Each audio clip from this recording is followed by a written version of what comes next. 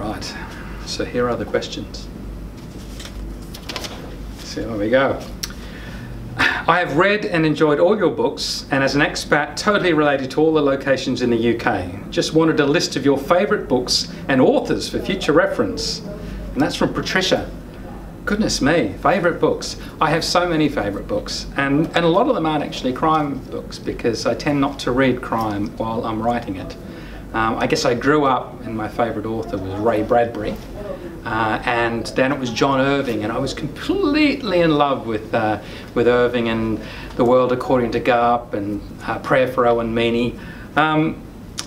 So I guess, but I'm assuming a lot of people that are watching this are probably crime fans, and so if I was to tell you my favourite crime writers, and there are so many, and I will leave someone out, I know, but I think I'm a huge fan of James Lee Burke and of Peter Temple in Australia, George Pelecanos in America, Daniel Woodrell, another wonderful American writer who wrote Winter's Bone, and so many, many more. You know, the people that are best, you know, that when you look at someone like Ian Rankin or Michael Connolly, they have long careers because they just consistently write amazing books. How can you create the most wonderful, likable characters and do such awful things to them in a story? Yeah, no, I love my characters, and I do terrible things to them. Do you know, it's a strange thing of why we would do such terrible things. I think most of my books are based on my own nightmares, in a sense, and a lot of them involve women and girls in jeopardy. And I have 3 daughters, 2 of them still teenagers, and I guess most of my nightmares have always involved you know, my children being in jeopardy and me struggling to reach them, and I normally sort of levitate off the bed and my wife has to shake me awake.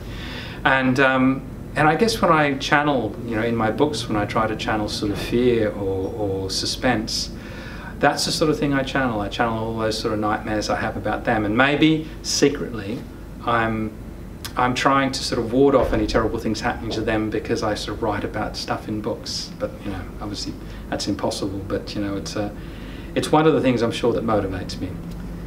Do you think anyone could be an author if they tried, or do you think people either have it or they don't?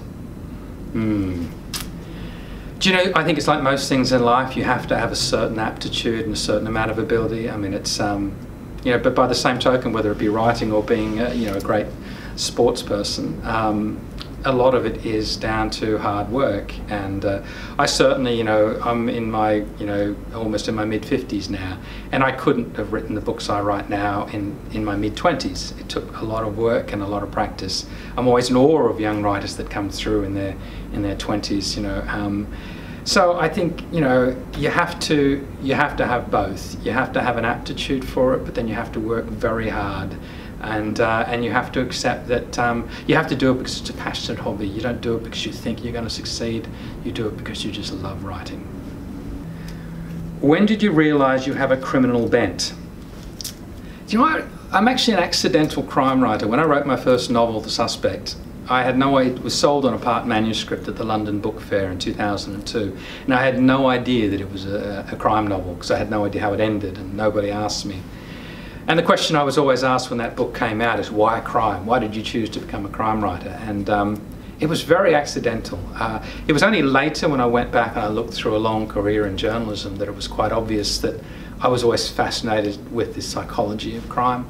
Even as a journalist, it was not so much the how or the what happened, but why. And even now when I write books, you know, I'm far more interested in why someone commits a crime and what motivates them than I am in the ins and outs of forensic and all those little details you find in some, you know, police procedurals.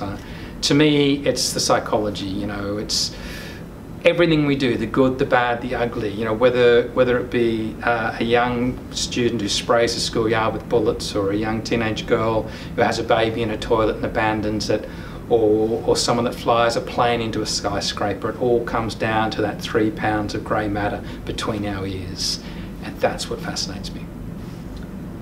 How do you come up with the twists and turns that totally send the reader off on the wrong track?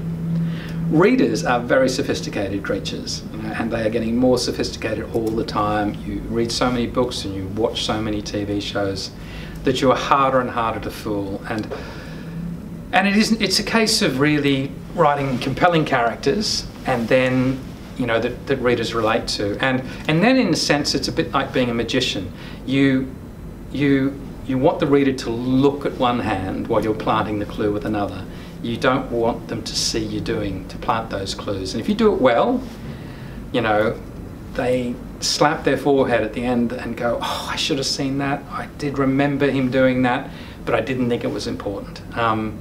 And I guess that's sort of practice. You know, it's the practice of trial and error to get the twists and turns right.